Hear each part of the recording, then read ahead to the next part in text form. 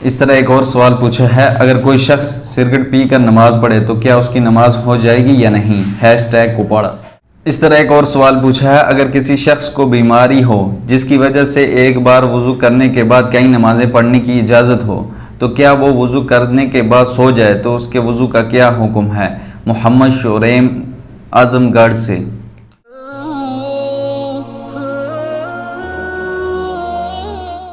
دیکھو، اس میں یاد رکھیں کہ سگریٹ پی کر نماز پڑھنا شریعت اس سے منع کرتے ہیں جب تک کہ آپ بدبو کو زائل نہ کریں۔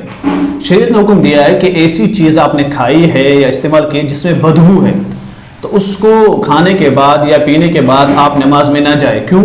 جب آپ کے منہ سے بدبو ہوگی تو سائیڈ میں جو نماز پڑھ رہا ہوگا اس سے تکلیف ہوگی۔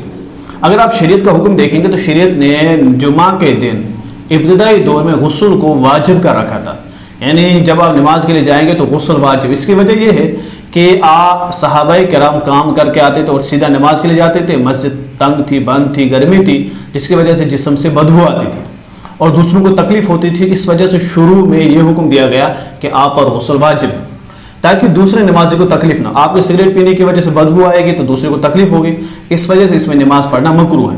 ہاں، آپ سگریٹ پینے کے بعد بدبو زائل کریں، کیونکہ سگریٹ پینے سے وضو تو نہیں ٹوٹتا ہے، کلی کرے، بدبو کو زائل کریں، پھر نماز پڑھیں تو آپ نماز پڑھ سکتے ہیں، اس میں کوئی حرج نہیں ہے۔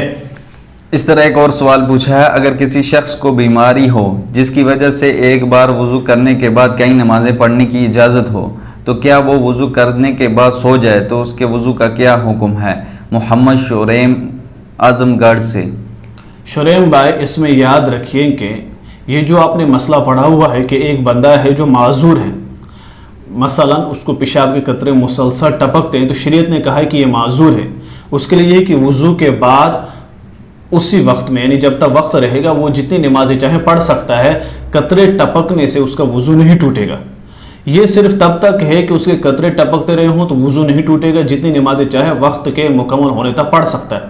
لیکن جب وہ سویا تو یہ ایک نیا نواقض وضو ہوا، یعنی سونے سے ایک دوسرا نقض دوسرے کی وجہ سے نقض ہوا ہے، اس وجہ سے اس کو دوبارہ وضو بنانا پڑے گا۔